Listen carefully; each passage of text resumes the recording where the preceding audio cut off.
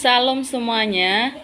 Pada saat ini saya akan mempresentasikan sebuah materi atau dengan judul sistem. Sebelum kita masuk pada unsur atau sistem atau perkembangan atau pengertian dari sistem tersebut, terutama dulu perkenalkan nama saya Yani Magule, kelas SIM 1903, NPM 19110562. Pada dasarnya mungkin tidak asing lagi yang dinamakan pengertian dari sistem.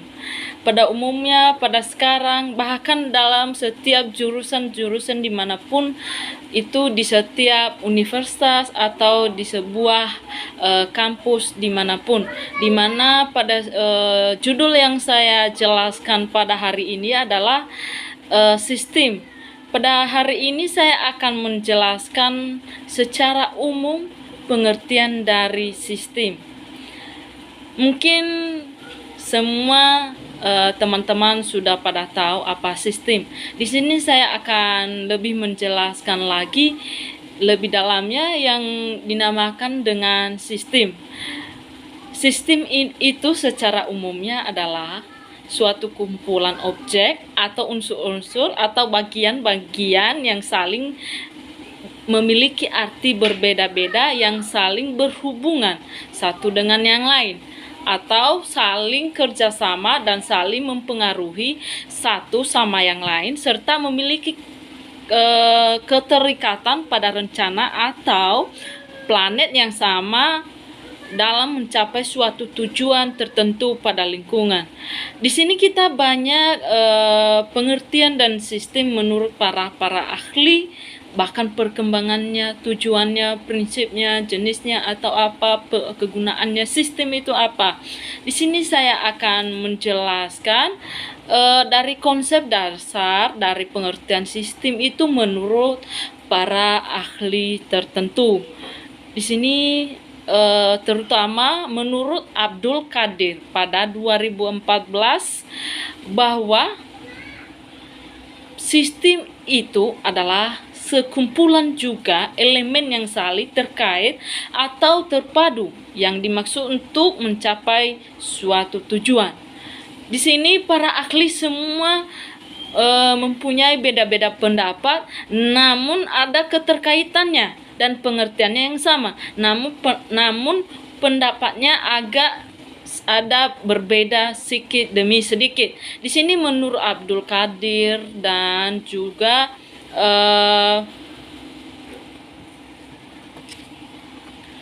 juga para ahli yang lainnya, terutama pada Sutabri pada tahun 2012.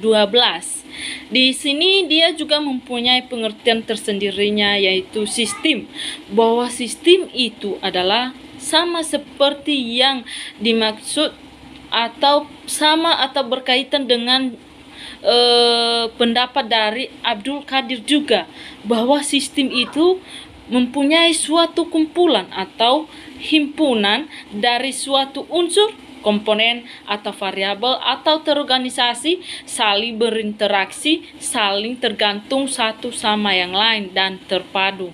Nah, di sini dia katakan berinteraksi, sedangkan Abdul mengatakan berpadu dan bermaksud untuk mencapai suatu tujuan. Kalau Sutabri ini banyak komponennya atau variabelnya atau berinteraksi, terpadu. Itu menurut Sutabri. Di sini kita beralih ke Sutarman. Menurut Sutarman pada tahun 2012, dia juga mempunyai tersendirinya sistem pengertian dari sistem itu. Di sini dia jelaskan bahwa sistem itu adalah suatu atau kumpulan elemen yang saling berhubungan dan berinteraksi dalam satu kesatuan untuk menjalankan suatu proses pencapaian suatu tujuan utama. Nah, sama seperti Abdul yang tadi, dia mempunyai tujuan. Di sini juga Sutarman ini mengatakan dia mencapai suatu tujuan yang utama, sedangkan Abdul hanya dengan tujuan. Nah, berbeda lagi dengan menurut Fatansyah. pada 2015. Dia mengatakan juga bahwa sistem itu adalah sebuah tatanan atau keterpaduan yang terdiri atas sejumlah komponen fungsional, maksudnya fungsional, atau dengan satuan fungsi dari tugas khusus. Itu yang dimaksud dengan fungsional, khusus, yang saling berhubungan dengan secara sama-sama atau bertujuan untuk memenuhi suatu proses tertentu. Sedangkan yang tadi ada Sutarman tujuan utama, sedangkan Fatasya memenuhi suatu proses tertentu. Nah, berbeda lagi menurut dengan Fatasya pada 2015, bahwa dia juga mempunyai pengertian dari sistem tersebut. Sistem itu merupakan katanya keterpaduan juga, atau sama halnya mempunyai proses yang berpadu, mempunyai fungsional atau khusus. Itu yang dimaksud dengan menurut Fatasya tersebut. Nah, sekarang kita berada pada perancangan sistem. Apa itu perancangan sistem? Pasti ada sebagian yang berbeda-beda pendapat. Di sini saya akan jelaskan perancangan sistem. Perancangan sistem itu menurut Diana dan Setiawan pada tahun 2011, yaitu perencanaan ini mendefinisikan bahwa perencanaan sistem ini adalah merupakan sekumpulan prosedur yang dilakukan untuk mengubah spesifikasi logis menjadi desain. Nah, tentu kita pernah belajar apa yang dimaksud dengan desain-desain tersebut, atau animasi atau apa. Itu yang menurut Diana dan Setiawan ini pada tahun 2011, atau sekumpulan. Itu maksudnya untuk mengubah spesifikasi logis. Itu maksudnya atau dapat diimplementasikan ke sistem komputer. Mungkin tidak asing lagi apa yang dimaksud dengan komputer tersebut, manfaatnya dan kegunaannya. Tentu kita tahu kegunaannya apa. Semua berfungsi untuk kita semua, untuk masyarakat, untuk seluruh dunia. Nah, atau organisasi. Desain yang mereka maksud itu laporan formulir data, proses, informasi. Pada tahap ini di rencana pengujian dan implementasi sistem yang baru serta pelatih karyawan. Di sini kita mempunyai langkah-langkah dalam perencanaan sistem meliputi. Apa aja itu rancangannya? Yaitu rancangannya mengubah spesifikasi yang telah diputuskan menjadi desain yang dapat diandalkan, mengembangkan rencana dan anggaran yang menjamin implementasi sistem baru yang urut dan terkendali, mengembangkan implementasi dan rancangan pengujian implementasi yang menjamin bahwa sistem tersebut dapat diandalkan, lengkap dan akurat, menyusun manual bagi pemakai sistem sehingga mendukung penggunaan sistem baru oleh staf operasi manajemen yang efisien dan efektif.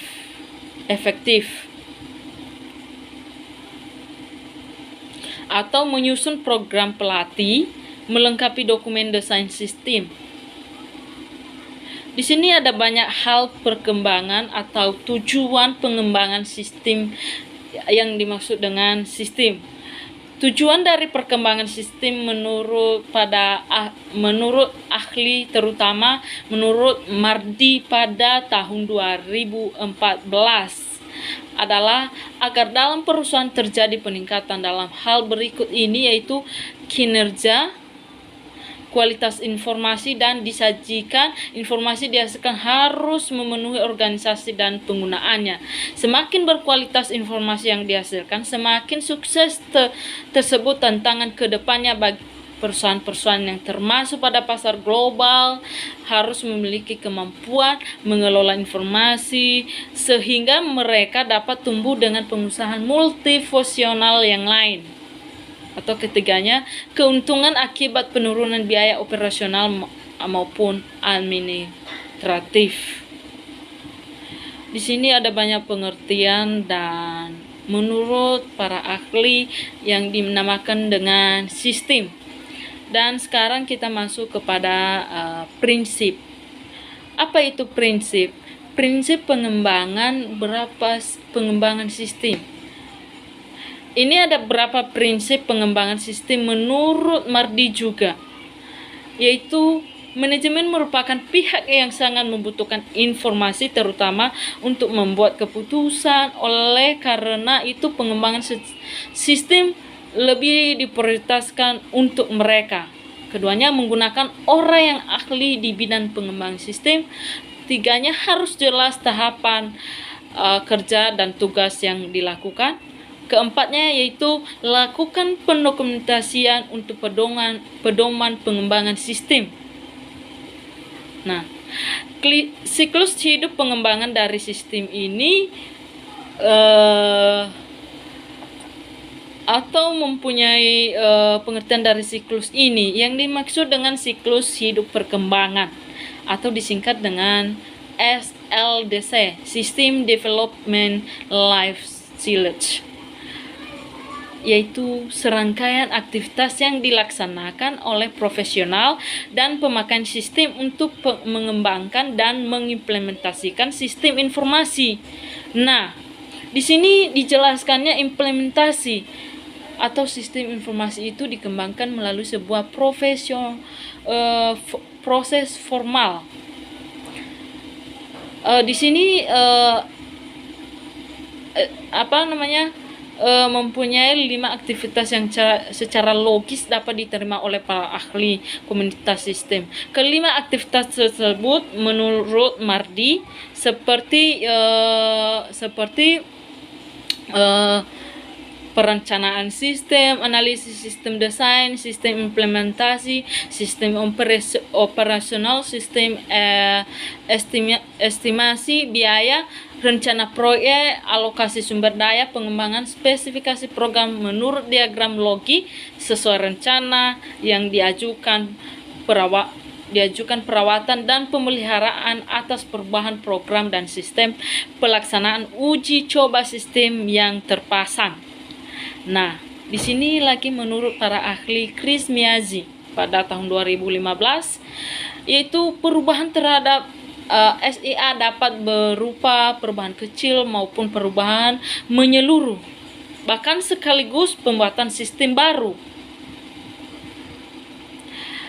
Di sini ada besarnya perubahan terhadap sebuah sistem, upaya perbaikan yang dilakukan tetap melalui sebuah proses yang sama tersebut daur hidup pembuatan sistem atau System Development Life Cycle atau disingkat dengan SLDC yang terdiri atas 5 tahap, yaitu ada 5 tahap.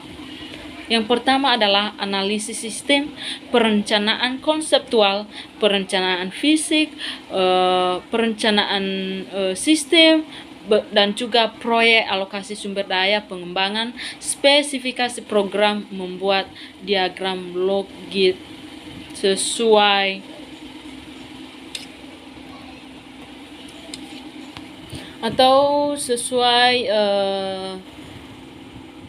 rencana yang diajukan perawatan atau pemeliharaan yang terpasang, implementasi dan konversi. Dan analisis dari sistem yang dilakukan, investigasi sistem dapat dilakukan melalui survei sistem, lakukan studi pelayanan tertentu, kebutuhan dan cara informasi susu persyaratan. Nah, semua itu yang dimaksud dengan pengertian sistem, perkembangan, tujuan, analisis atau apapun itu, bahwa sistem itu udah tahu tadi bahwa sebuah unsur-unsur yang mempunyai komponen atau tujuan tertentu. Nah, itu aja penjelasan atau presentasi yang saya jelaskan mengenai materi sistem. Pada saat ini, jika ada pertanyaan atau apa atau penambahan dari teman-teman yang lainnya, silakan komen. Sebentar lagi saya akan share di YouTube. Silakan komen dan silakan berbagi atau saling tanya jawab di komentar nanti. Demikian saja yang saya jelaskan. Jika ada yang salah, mohon dimaklumi dan dimengerti. Demikian saja, shalom.